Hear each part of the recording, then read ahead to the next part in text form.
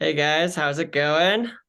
Thank you for joining us for our second Q&A for the Navigating Christian Singleness Summit. Happy to have you guys here, and it's gonna be a good time. Yeah, and today, if you guys want to put your questions in the chat, you can do it that way. Or if you would rather ask them through the video, you can maybe stick an emoji in the chat. And let's just pick, I don't know, Philip, you got an idea for which emoji they should stick there? You could just say in the chat, I have a question, and then if we miss your question, then just start throwing up random emojis. There you go. That way, if you want to say it out loud, you can, but you don't have to. And today we're here with me, Connie White, and Philip Wilder, the hosts of Navigating Christian Singleness, and Tom Delong, who is the founder of the Thriving in Singleness podcast and has done several sessions with us. And we got Dr. Kelly too. So Dr. Kell's here. Good. All right. Hello. Hey, Kelly.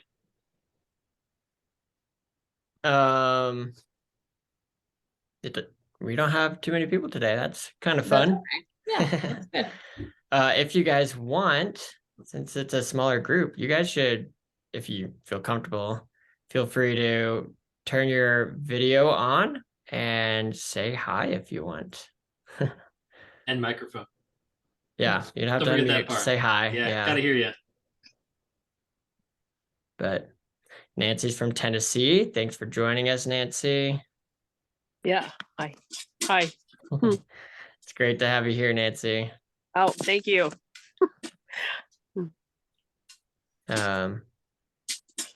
Well, Connie, take us away. Okay. Well, we have a few questions from the Facebook group. Okay. So we'll just start at the top here.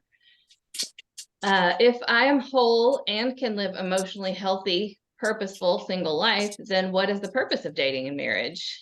I guess the question is, what does it improve on? And how is God glorified more by someone being married than by them being single? And she's particularly looking for answers that aren't to have children. Well, we all know we're here on this earth to have children, right? You know. I'm kidding. Thank you, Nancy, for laughing. I appreciate that. Connie was muted, so I did get to enjoy that. Oh, but that's a good question. Whoever it is. Yeah.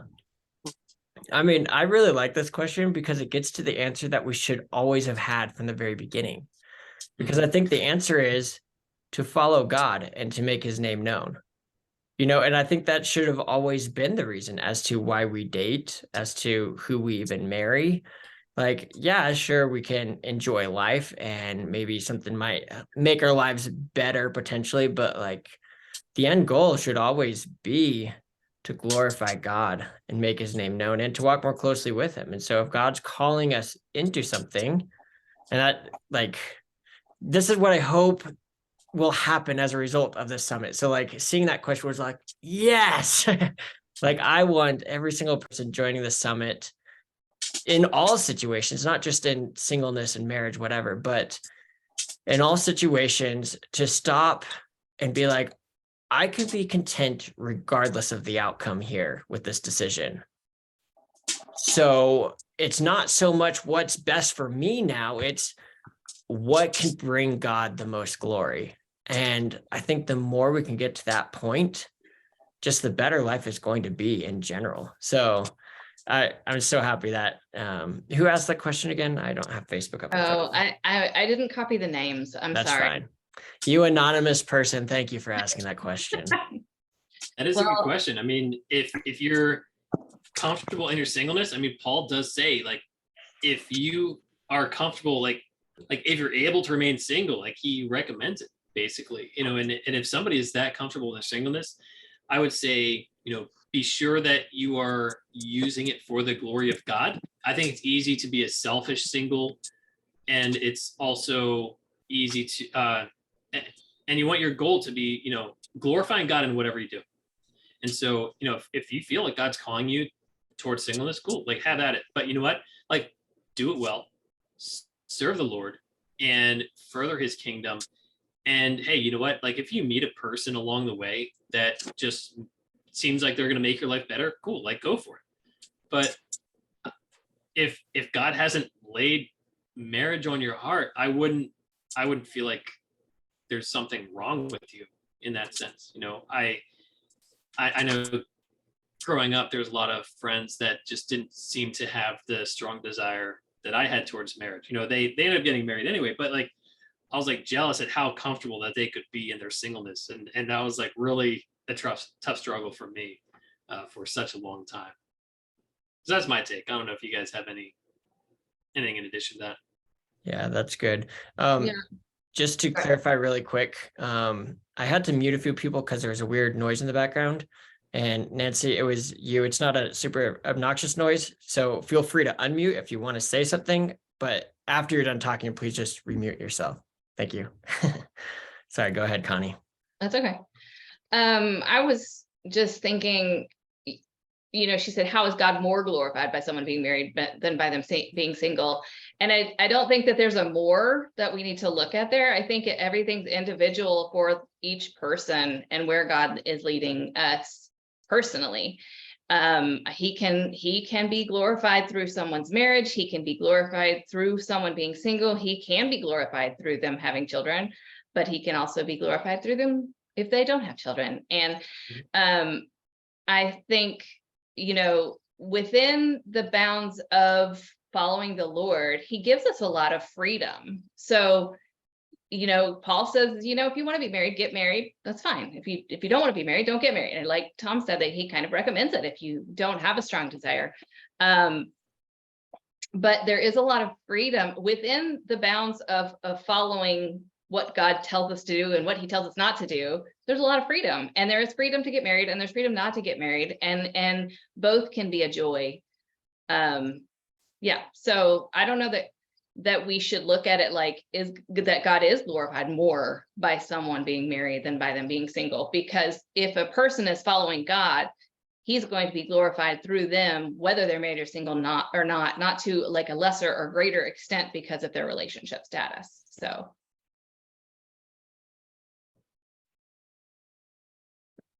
Anybody else want to add to that question? Okay. I was just going to say too, it also sounds like a little bit in the background of seeing everyone else kind of thinking about marriage, dating, relationships, why they're not with someone, and then figuring out, well, how come I'm not feeling those same things or going through those same things too, could also be a piece of it. And I think some of the beautiful part of the singleness community that we now have, thanks to social media and things being out there via YouTube and stuff, is that you could just be a Christian single that doesn't even have a real desire for marriage and isn't even thinking about it either. And that's okay too. There's lots of different singles under the umbrella of singleness. So even when I hear some of that, it sounds like some of what I hear, some singles are just like, oh my gosh, I didn't even realize that this was a big thing, because they just happen to be that kind of a single where it's just not in their thoughts constantly. So I hear like a little bit of that sometimes in what that person was saying. So I'm just throwing it out there that if you're feeling like, how come I'm not like this person feeling this way, it's okay. You don't have to make yourself to be something that you're not really feeling in the singleness landscape. Just because you're single doesn't mean you have to get or have to want to get married. So, no. Yeah, absolutely. Okay, question number 2. Why does the church, for the most part, not treat singles who are waiting on God to be married the same way as, for example, a married couple waiting on God for the fruit of the womb? Those are both amazing and great things to experience and valid prayer points and desires, but it seems like singles are left out when they need a shoulder to cry on when it doesn't look like that's happening. She said, I feel alone sometimes because of my singleness, and I'm not really treated as the woman of God I am because of my marital status, or that it's my fault. Where's Josh? No, This is like a 100% Josh question right here. I know. I was going to say, I hope you saw does the church idolize marriage session from day one, yeah. and also Danny Treweek's discussion about how we view singleness a certain way, you know, that is not biblical, and how we have faulty ideas of identity and belonging and all of that kind of stuff. And and then even Dr. Lena Toth's session from today, where she talks about how the culture of the church and the views on singleness and marriage have changed drastically over the centuries, and ups and downs, and just this roller coaster of how one is elevated over the other. And we're just right now, we have overcorrected from the position of elevating, celibacy with the monks, etc., where celibacy was seen as a super spiritual because you weren't living in the flesh kind of situation. And now they took it too far, and because and now we overcorrected. And now we are doing the opposite. We were like, no, God made marriage and it's good, and it is good, but we went too far. And now we downgraded singleness whenever we tried to bring marriage back up to the position that it belongs. And now we need to bring, like, if we could get on the same level, we'd be doing good. So those are just a couple thoughts. I was hoping that you caught all those sessions, whoever asked that question. Yeah, and to add to that, I think it definitely is an overcorrection, as you just said, Connie, but I think our culture has definitely influenced that. I think our culture, like, watch any movie and you will see that, like, the pinnacle of joy and happiness in life is either sex or romance. That's just always the case. And I mean, honestly, to a small degree, I'm glad, because the pinnacle of happiness used to be money. And so I'm glad that's no longer the pinnacle of happiness in our culture, but now it's sex and romance. And as a result, we think everyone's entitled to marriage because of that, or we think that everyone, like, you're not living life if you don't have that. And I think how that plays into the church is, if we all assume that you're entitled to this thing, then anyone who doesn't have that thing, therefore God is punishing them, or therefore something is wrong with them because they're not deserving yet of this title of marriage. And so I think that can play into it some, as far as like churches looking down on people. Because I mean, if you're married and you don't have kids or can't have kids, that's not your fault. We all know that that's not your fault, unless if you're like maybe actively choosing not to have marriage, and then maybe there can be, choosing not to have kids, and then in that case there could be judgment on that, whatever. That's a different topic for a different summit. But the whole idea of like, that's not your fault. Whereas like singleness, oftentimes people forget that sometimes it's not your fault.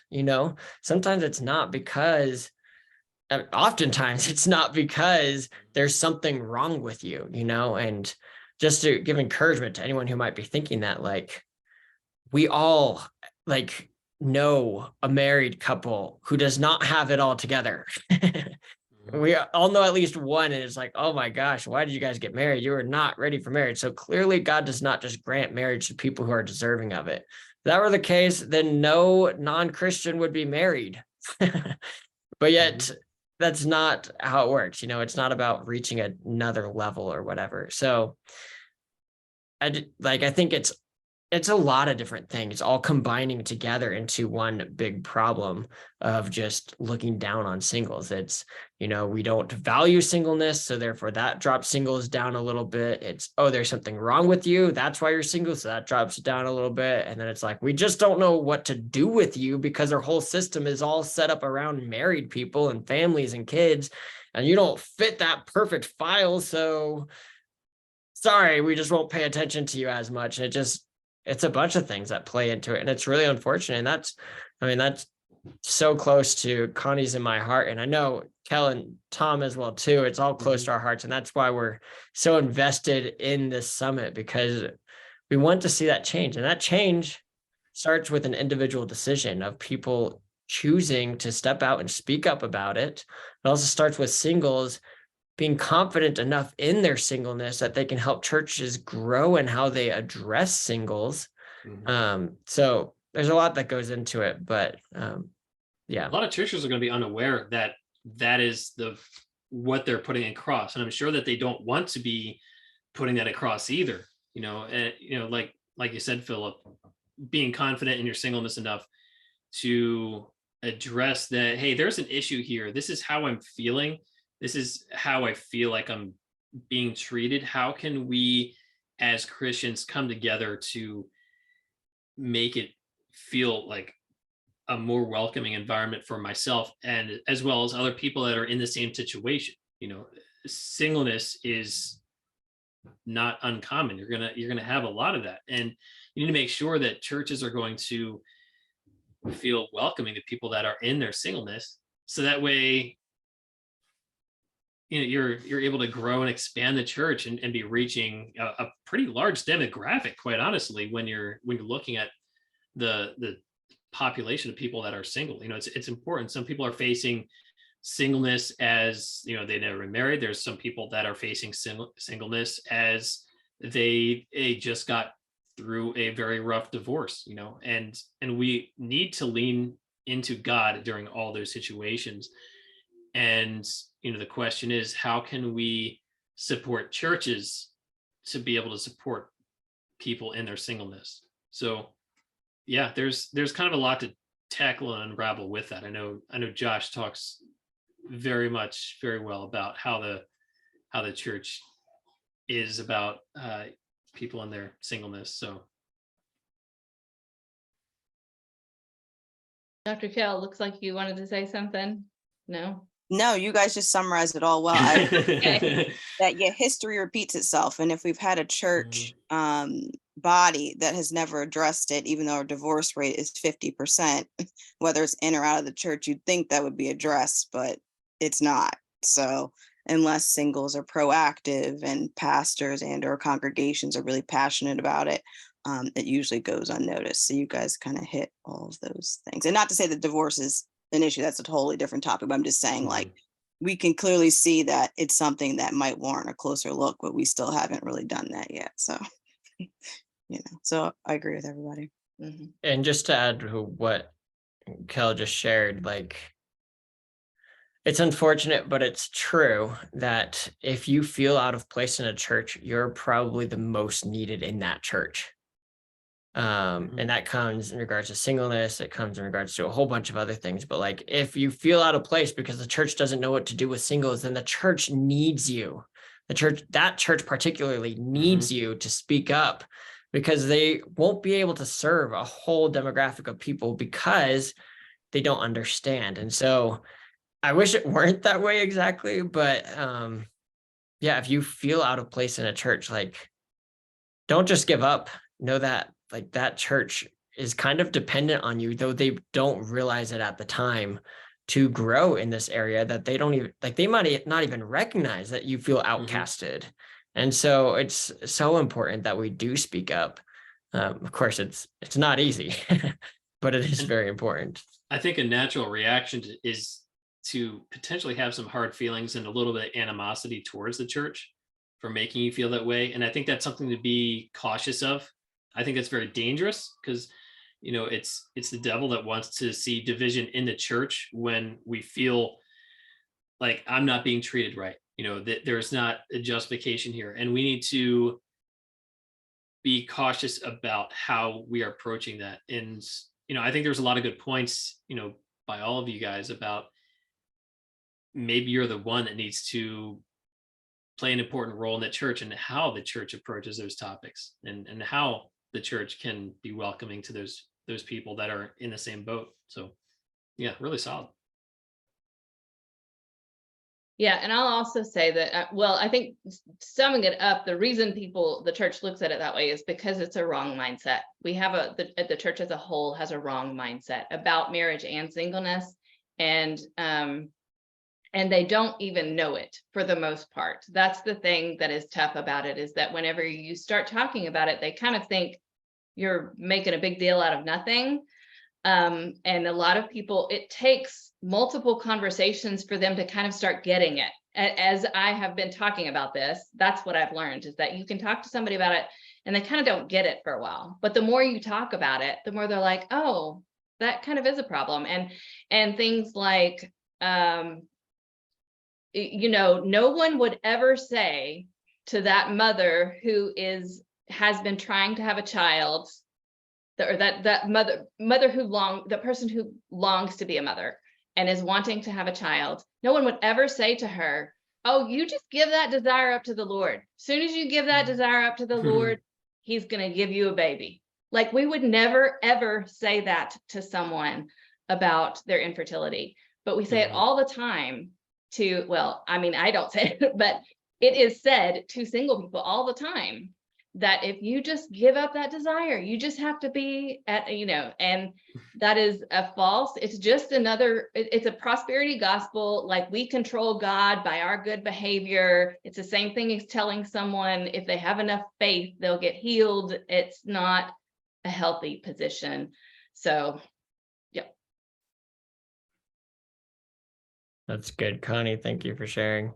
And on top of that too, it's like, we have these false, like, I just love comparing how we perceive singleness with other situations, just like what you did right there, because that plays out into so many different things. But when it comes to singleness, man, I just lost what I was going to say. So take what I just said with what I was about to say and just remember that, because it was a great point, and I'm sure it'll help you out a lot in life. It'll probably come back to you. It will, I'm sure. Okay, ready for the next question? Let's go. Okay. Is the preparation process for singles who desire to get married a one-size-fits-all method, or is it unique to each individual? First and foremost, we should be seeking God, as it says in Matthew 6:33. But other than that, what makes us qualified or prepared for it, even when the person hasn't been introduced or revealed?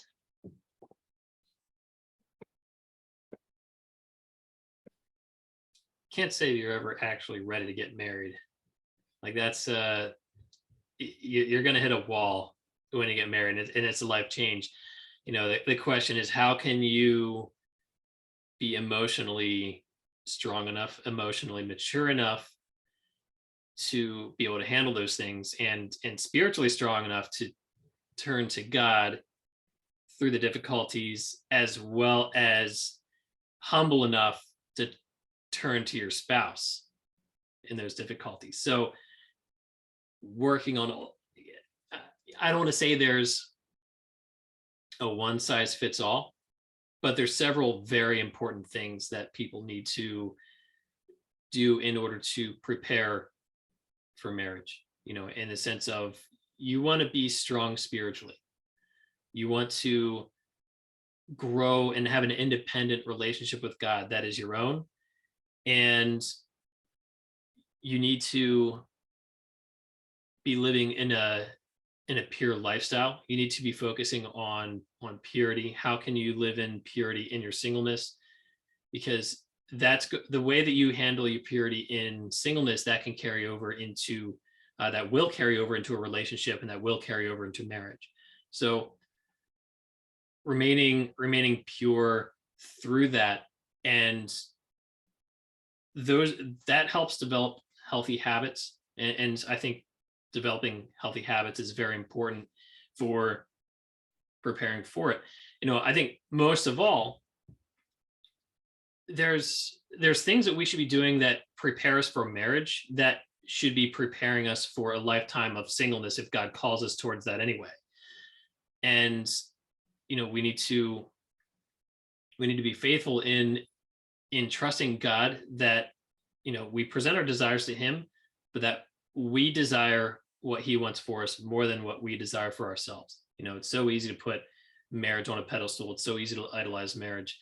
And so we need to make sure that, as we desire marriage, we are taking steps to be the right person in the right, spiritual maturity, and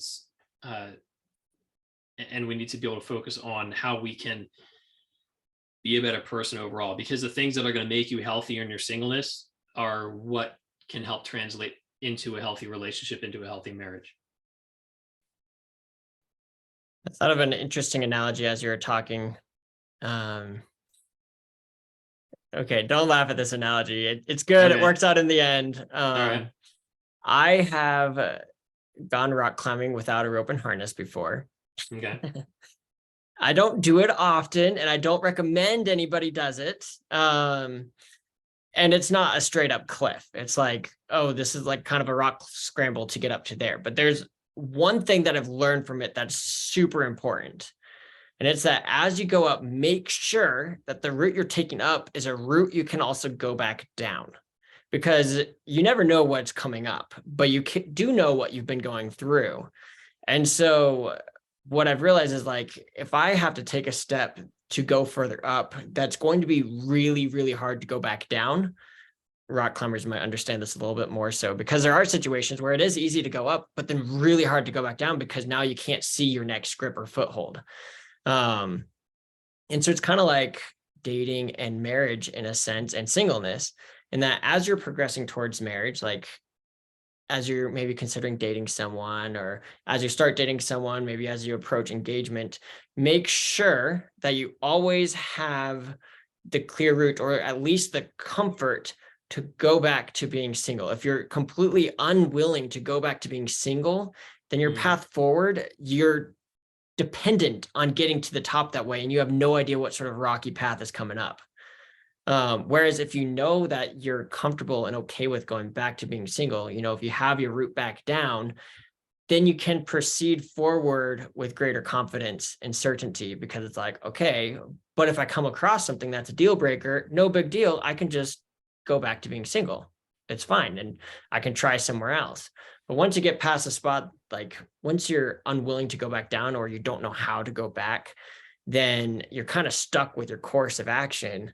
And that might not be a path that's good at all. And so, weird analogy, it probably makes a lot more sense to me than maybe other people, because I've been in those situations, and it's terrifying of like, well, I can't go back. I have to go forwards, but this is not a good path. So the point though, with all of that, is when it comes to being prepared, it's really important to take the steps that you can, but at the same time, like the real preparedness that we can do is being prepared if things don't work out. If the relationship doesn't pan out, if that guy or girl never says yes to getting married to you, are you okay with going back to being single? Because if you're not, and you're stuck with that course, then that might put you in some very bad situations. And so, yeah, you can never be fully prepared for marriage. Kind of like what we were talking about with the last question, like applying what people would say for this with other situations. Like, is a parent ever fully prepared to be a parent? No. Can they be more prepared? Yes. And so sometimes people get pregnant and they are not at all prepared for it, and they have to start preparing right away. It's like, well, it's coming. This baby's coming. We got to get ready, and they can start getting more prepared for it. But I don't think anyone will ever tell you they were fully prepared for marriage, just as no one will ever say they were fully prepared to be a parent. And so, yes, we can be wise and be more prepared for it, but especially I think there's a lot of different correct answers, but there are a few like absolutely wrong answers. And the wrong answer would be, do not get married until you are 100% prepared for it. Yeah. Or God will never give you marriage until you're 100% prepared for it. Because, case in point, I was not fully prepared for marriage. I definitely was more prepared than at other stages in life. I was not fully prepared, and I got married. So clearly God can do and move in that sort of way. Yep, I agree with all that. And I can say, I do understand, I've never been rock climbing, but I do understand your analogy, and I'll give a experiential side to that, in that you guys probably don't know anything about my story, but I was engaged twice when I was young, 19 and 22. I was engaged to two different guys way in the past. And I broke it off with both of them. And I've always been really grateful that the Lord gave me the strength to do that. Clearly it would have been better had I not gotten engaged to begin with. But they weren't the right people. I wasn't ready. I wasn't mature enough. And, I can look back and see how we had different life views of how we thought life should go. And though we would have made it work, I presume, because I've always had the commitment, of that, but I can see how it would have been a difficult path. And then I did eventually marry at 33.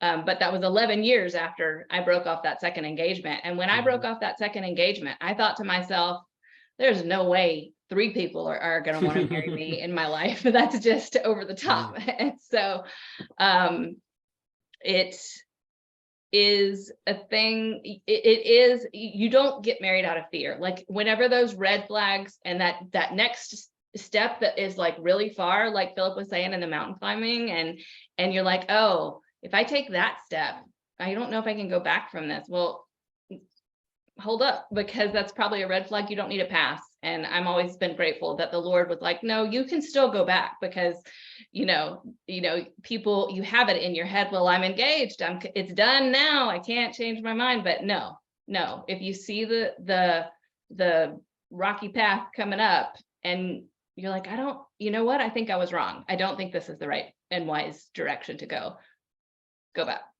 Don't get married out of fear. I think it's so important to do your singleness well. It's a point that it drives so hard, but you need to do your singleness well and be confident in your singleness and know who you are. I mean, a dangerous thing would be to go into marriage not knowing who you are. And in your singleness, spend time doing that. Know yourself, know your strengths, know your weaknesses, and learn how to love yourself. We were just recording a podcast episode where we talked about how God says, love your neighbor as yourself. And so, if you don't love yourself, that's not allowing yourself to love your neighbor very much, but you need to love yourself in order to love others. And so you need to be confident in who you are. And like Philip was saying, if you are able to, if you're rock climbing, you're doing a free solo, you're going up and you're confident in the route going up, but it gets a little difficult, singleness shouldn't be something that's scary to revert back to. It should be something that is like, okay, you know what? Like, this relationship is not working. And I know that my singleness was better than this. And I'm only interested in marrying or like dating or marrying somebody who's going to make my life better. And so that's where you don't outclimb yourself. You stay within what you're able to handle, and you're able to climb back down rather than having no choice but to follow through and then potentially slip and fall and really crash and burn. That's where it really gets nasty. And I want to give a quick caveat to what Tom is saying. I know Tom agrees with what I'm about to say, so I'm not like changing what he says, but when Thomas says better, we got to be very careful with how we define that. Because if I could see someone being like, I used to have a lot of money before I started dating this girl, but now I have to take her on dates. So gosh, I don't have money, therefore life's not better. Therefore I should go back to being single. That's not really what Tom's saying here. He's saying, like, as far as the quality of your relationship with God, the quality of your life as far as spiritually goes, maybe not necessarily physically in some ways, but like your relationship or whoever you might be with, like whoever you might be considering being engaged to or getting married to, they should make you a better person. They should improve your walk with God and help you walk with God better. And they should also help your ministry. They shouldn't be hindering your ministry. Now, maybe that could be God calling you to a different ministry, but they should propel you to glorify God and make God's name known and all of that. That's better. Yeah. Yeah. Is there any other caveats you'd like to add with that, Tom? No, I think that pretty much, nails it, and as far as like speaking about ministry, your ministry changes. I do have my ministry with the podcast, which is fantastic, but my family's my number one ministry. And that's where I have to be right now. If I don't have a good ministry with my family, with my wife, with raising our children, like, then I have nothing. I'm not going to have anything to give if I'm not feeding into my own family as a ministry. So yeah, ministry is going to look different in different places you are in your life. And when I was single, I was able to invest a lot more time into ministry. I was going just running and gunning, being a volunteer leader for Young Life, but that did change. I had to kind of step back, and I was then focusing what would be my next ministry, which was to look at starting a family. So yeah, just kind of wanted to look at that point a little bit. You said, Philip, about ministry and what you just said. I know Catherine is here on the call with us, and this is her question. So Catherine, if there's any, do you think we've answered this question well? Is there any caveats to this question you'd like to ask? I'd love to give you space to vocalize that. And if she will give her a chance to do well. All right. Yeah, she unmuted, so go for it. Hello. Hey, Catherine. Yeah. Hi. So yeah, honestly, y'all said a lot and I'm just really taking everything in. And the analogy that you gave, I was at first I was huh? But now, as I was really, really thinking about it, and as you all were talking, I really do understand everything that you're saying, and that it really just depends on I guess the individual and how they just navigate their personal walk. For me personally, I haven't dated anybody, so it's just me being single. So for me, what I've kind of been told is that you need to prepare for marriage, and it's if you don't look like you're prepared, then is the marriage going to come? So it's sometimes I even wonder am I prepared enough? Am I doing whatever? So that's why I kind of asked the question, what does that look like to be prepared for marriage? Is there a one size fits all? Is there do people have to see it in you that you're ready? Does that even matter? Or is it just literally between you and God that if you know that you're doing this, taking the steps that you know that you are doing to help you to be a better son or daughter and of God, how does that help you to also prepare when the person comes, or whatever God leads you in life? Yeah, thanks for clarifying. Just had a few thoughts from my own personal experience that I can add to that. I remember when I was 18 or 19, I really wanted to get married. And so I was I'm going to become the best Christian there is, because then once I'm the best Christian I can possibly be, God's going to grant me a spouse, and what that quickly became was I'm not following God for God. I'm following God to get a wife out of God, which we can all see that that's not a good situation right there. And so just kind of what you're saying, yeah, we can be prepared and we can take steps in that direction and all. But I think the best way to prepare is just being close with God, because it's kind of getting it here's another analogy. Okay. It's almost like having a compass where it doesn't quite so matter where you're plopped down in the middle of the mountains. If you have a compass and a map, you're good. You can find your way to wherever you need to go, it doesn't. Whereas other times, if someone were to if you were to prepare a specific way, it'd be okay, from this point, I then know how to get there. But if we are close with God, he can speak in so many different situations. He's like that compass. He's like a Swiss Army knife that's just good in all situations. Sorry for all these analogies. But yeah, so I just want to validate you, Catherine. I've heard people say things once you're satisfied in your singleness, then God will give you something. Well, God will give you someone. Or once you are better at flirting, I've actually heard that one before. Once you learn and grow more in flirting, the girls will like you more and God will give you a spouse. Okay. They'll throw so many things out at us. And, we can be good stewards with the information given us. we can be good stewards with the time given us to be more prepared, but let's not make finding a spouse, and I'm not assuming you're saying this by any means, but as I did, let's not make pursuing finding a spouse an idol or the end goal of our life and all that we do, and the end goal of our spiritual journey, in a sense. It's hard to put it in its place, but it's definitely possible. And thank goodness we have the Holy Spirit to help us.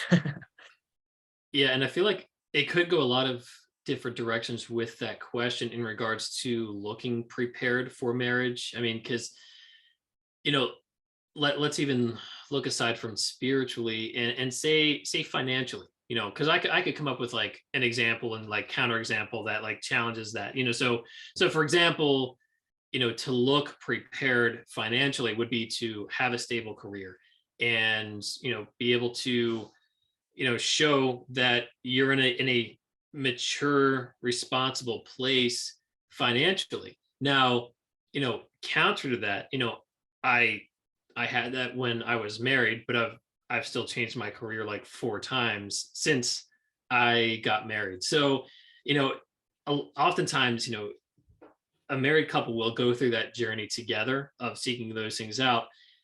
But, you know, say if you are wanting to get married, but spending frivolously and racking up debt and not living financially, you know, God wants us to honor him also with our finances, and he doesn't want us to constantly be in debt to the money lender. He speaks against that.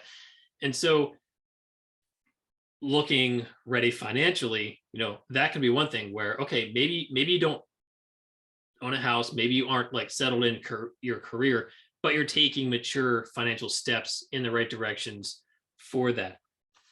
And so likewise, you know, I think we, you know, iterated a lot spiritually about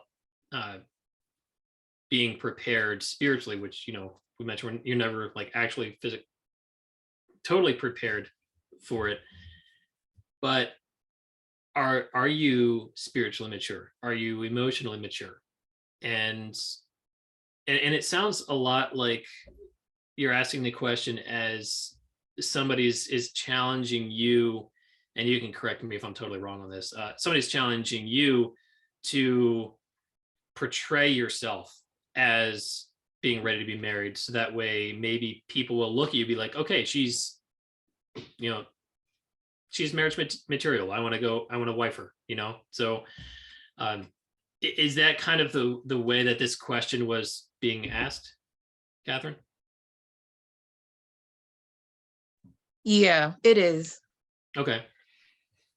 So yeah, and so much of that you can portray yourself as being a person that is prepared for marriage by doing your singleness well. You know, don't idolize marriage, and don't try to do your singleness well just to like be a good spouse someday. Do your singleness well, because you know what? Hey, God might have a longer plan for you in this. And I think it's healthy to be comfortable with that. And of course, by doing your singleness well, that portrays people the confidence that you have in yourself, in where you're going in life. And there's this natural byproduct that happens when you're doing your singleness well, is I personally feel like people become more attractive when they are more confident in their singleness. And so it's like this like reverse psychology almost kind of thing. It's like it almost feels a little bit backwards to, it almost seems like you don't want it to get it kind of a situation. But and that's not always going to be the situation. So like for myself, you know, we've talked a lot about how you know, God isn't just waiting for you to surrender yourself to give this to you, and people will treat it like that way. Oh, you just have to hand it over to God and he will give you a spouse. And for my situation, it went that way, but I will not talk about it as if that is the solution on how to do this, because I think something that naturally happened, for one, God's timing is the best timing. And so he prepared my heart just in the right time, where I was no longer idolizing marriage, but also when my wife came in the picture, I was super confident in my singleness, and I was confident in who I was, and I was not raking in desperation like I was previously, which that would have completely deterred her. So, for people that experience the same thing, God's timing is the best timing. And in the midst of that, they might have experienced part of what I would look at as somewhat of a natural byproduct of doing well in your singleness, where you've surrendered it and you're comfortable with it. And it does look a lot more appealing. But yeah, I would encourage you, if you're feeling like you need to prepare for marriage or make yourself presentable to be prepared for marriage, I would say, doing your singleness well is going to allow people to recognize, like, okay, like, she's confident in who she is. You gotta, I've already said, like, you gotta be super confident in who you are when you get married, because a lot of people will kind of morph themselves into the, like, you want to be what you want to attract, but you don't want to be who you want to attract. Like, don't look at a person and be like, I'm going to be this because I want to be attractive to them. But instead, be a person that, is founded in the gospel, that has a strong relationship with God, that is responsible with their finances, and knows that they have a direction in life, knows they have a purpose in life, and knows that no matter what the outcome is in life, like, God has an awesome plan for you in that. So I feel like I covered a lot of bases and I really rambled, so I'm just going to cut myself off right here. But if anybody else has something to add to that, please go for it. Yeah. Well, I'll just say that, oh, sorry, go ahead, Philip. I was just going to say, beyond all that we've said already, and we should probably move on, Catherine, Yeah. you be you. You are a child of God, Mhm. and go you. And if there are naysayers, then just say nay to those naysayers and go be you. Don't let them tell you how to live your life. Yeah. And I will add that looking prepared on the outside is often, people are basing it on superficial things. Mhm. I mean, I could go on that for a little bit, but I'm not going to. But the important work of who we are and becoming who God wants us to be is invisible. And people might be able to see it in the ways that you behave and respond, obviously, but a lot of people aren't looking at that. That's our nature, is to look at the exterior of what we see on a human. And so if you're doing that internal work and it doesn't feel like other people are, they still think like, well, you should also be doing this because we don't see it on the outside. Well, you're doing the important work. So that's my 2 cents. Okay. And you're never going to be a perfect person. Like, No. just remember that, like, we all have our faults. Like, we're always going to be imperfect. So Christ is the only one that stands in our place, and he represents perfection. Mm-hmm. Yeah. I tell people that if, the whole, like, well, if there's something wrong with me, well, if you tell me what's wrong with you, I will go find you 100 people who have the same thing wrong with them. So 100 married people, so that's not the factor. Okay, next question. How can I honor my parent when I don't approve of their romantic relationships? For context, my dad passed away when I was 7. My mom has been in and out of unhealthy relationships ever since, once remarried in an abusive relationship, now divorced from that person. When she tries to discuss it with her mom, because she loves her and wants her to be in a healthy relationship, her mom says that she doesn't want her to be happy and will never accept any man in her life. And she says that she's never felt good enough, heard, or understood, because it felt like her mom's relationships were more important than her. And she feels like she's learned the hard lessons of failed relationship from watching her mom, which she's grateful for, because now she won't settle just to get rid of her singleness, because she's seen the bad side of just accepting someone so you're not alone. But she says, how do I honor my mother when her relationships have caused so much hurt and continue to do so? And when we have so very different views on relationships, and when I think she deserves better, but she is content with what she has. I feel like this question particularly strikes a chord with me, because I don't want to go into all the details because there is a degree of honoring your parents where I feel like I'm called not to talk bad about my parents in front of other people. But there's a few things that I've learned that I think could help with this situation. Um, I think one that's important is something that I've learned as well too is when your parent or parents don't have the best relationship or have bad relationships, like the case in this question, it's very easy for how their relationships are to roll over into how you perceive your own relationships. What I mean by that is it could be very easy for you if you've had bad, like if you've seen your parents go through bad relationships like that, or even if your parents have been divorced, it's very easy for you to walk into a relationship with a degree of distrust or uncertainty, wondering like, oh, this person might be saying that they're going to stick with me through life, but how do I know?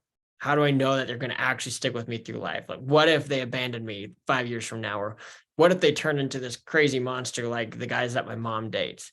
What if these things happen? And so I think we definitely need to be cautious about that, because in those regards, like, we should look for red flags, of course, always.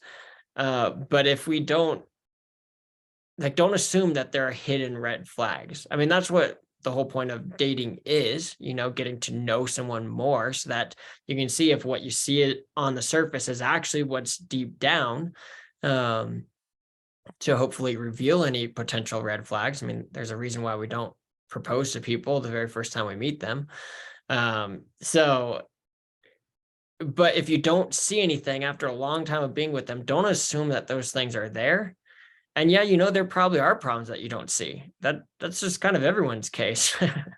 But you can trust God with those things if he's leading you towards it. And that's the important thing. Make sure that God is leading you toward a relationship. Because if not, then there are probably red flags that you have not seen, and there are going to be some very difficult red flags. But if God's leading you towards something, there will probably be difficulties, as there always is. But he's going to be able to strengthen and equip you through those different things. As far as honoring your mom in this sort of situation, it's a little bit difficult because you're not your mom's mom. You're not even necessarily her friend, you're her daughter. And so there's a degree of separation there that you need to, that I've had to learn to be okay with, in a sense of like, I am not accountable like for what my mom does or what my dad does. They are adults and they can make their own decisions, and I can counsel them and encourage them towards something. And of course we care so much, but in the end, we need to take the guilt off of ourselves as far as the responsibility that we have in a situation. Because oftentimes parents, they have a hard time listening to their kids, especially even their adult kids, especially younger kids, but even adult kids, it's really hard to hear what the child is saying. And so I think like going into it, like, yes, encourage them as you would a brother and sister in Christ, but you are not responsible for helping them make good decisions. You can encourage them, follow Christ. If you feel Christ leading you, to call them spur of the moment and be like, look, you really need to not do this thing. But then you need to take it and let it go with an open hand and be like, God, I can't do this. This is all upon you. And I'm not going to let their decisions impact how I walk with God and impact how I live my day-to-day life, in a sense. We need to have that degree of separation in order to be healthy. So yeah, I hope that partially answers that question. I don't know if anyone else has any other thoughts. Yeah, I mean, my first instinct is to like tackle what may be going on internally with the mother and say like, well, like if you're not doing well in your singleness, like that creates a dependency to have a relationship. And so like I could, but like that's not kind of really addressing the issue that she's bringing, which is like how do I honor my mom in this? And so it sounds like you have tried to talk to her in regards to these mistakes that are happening, and of course as a mother there's going to be a lot of pride as far as taking advice from your daughter, and I try to place myself in your shoes as far as like what I would do and how I would handle that. Because you can try and provide different resources. I feel like my podcast would be beneficial for her to listen to and hopefully get something from. But she might not be interested in going into resources that you're willing to provide. But I think what I would do is I would ask her more questions, because when she comes at you and says, "Don't you want me to be happy?" My question would be, what is the happiness that you're expecting to find? What is your source of happiness? And why do you think a relationship is going to be what makes you happy? And my heart breaks for you and for your mother in the sense of, your mother's so desperate to just fill this void of loneliness and finding someone to love her and care for her. And those are all wonderful things. But a lot of that is being so lonely and not relying on the Lord, and just suffering in your singleness to a point that you expect a relationship to be what's going to heal you, and that's a very difficult, lonely place to be. You're not going to be able to, it's going to be difficult to just, provide advice if that's something that she's not going to be willing to listen to. But I would try and get her to ask her more questions and see if that enables her to kind of think more about like her motives. I want to speak for myself personally. If I was widowed at an age where my kids, like where I'm like done having kids and they're at good ages of like growing older without a mother in the household, like I do not want to get married personally, because if I don't want to have to figure out with somebody else like which kids we're going to go celebrate Christmas with, which ball games we're going to go to. Like I want to be selfish for my kids at that point. Like but I hope that your mother can find confidence in who she is and find confidence in her singleness, so that way she can be able to ideally date well and find a partner in that way. So that's kind of my thoughts on it. Well, I'll add to that on the honoring your mother's side. I had a bipolar dad, and he made a lot of very poor decisions for basically his whole life. And so it was a journey of me, one, grieving the father I wished he was, two, accepting him as he was, and just realizing that that is who he is. And so, and that for me, I know he did the best he could with who he was and what he knew. And was it good enough? And was it what I needed and what I wanted? No. But it was what he had, and he gave what he had. And I truly believe that. And I hope that's true of your mom. And probably, like, Tom said, she has that false idea that a relationship is the thing that's going to fill the need in her. And you may never be able to convince her otherwise. As I, when I was an adult, and I would kind of question, why'd you make this decision? Is this, do you, you're smart. Like, is this, what's your logic behind this? And I just kind of gradually learned that he wasn't going to change. So I had to learn to honor him where he was, and to just respect him as he was. And some people don't want to be introspective and figure that stuff out about themselves, unfortunately. And they don't know how. Probably a lot of it is, and fear of having to deal with things. It's uncomfortable. So just honoring her. I mean, I don't think it necessarily means you never have to say anything. I like what Tom said about asking her questions. Like, well, yes, I want you to be happy, but this relationship isn't making you happy. Look at the fruit of what happened in this scenario, or the fruit of what happened in that date, or whatever. Like, when's the last time you were happy in a relationship? And pull out, like, well, what is it that you hope for in a relationship that would make you happy? And can we, stuff like that. So I think if you can, I think it does kind of require the same thing of, like, accepting that you may never get the feeling of being wanted and seen and heard, like you said in your message, that you don't, because she's always prioritized messages, that you may never get that from your mom. She might not ever change, but you can try to help her and if she doesn't, it is the same, like Philip said, you have to say the truth and move on. That's what Jesus did. He didn't try to, like, drive the point home and force people to do it. And my cat just unplugged my lamp. He just told the truth and he moved on. And if people, responded poorly, they respond poorly. And there can come a point where you realize, okay, it's not actually helping my mom for me to say anything. We're not having good, fruitful discussions about this. And maybe it's just something that you don't talk about anymore.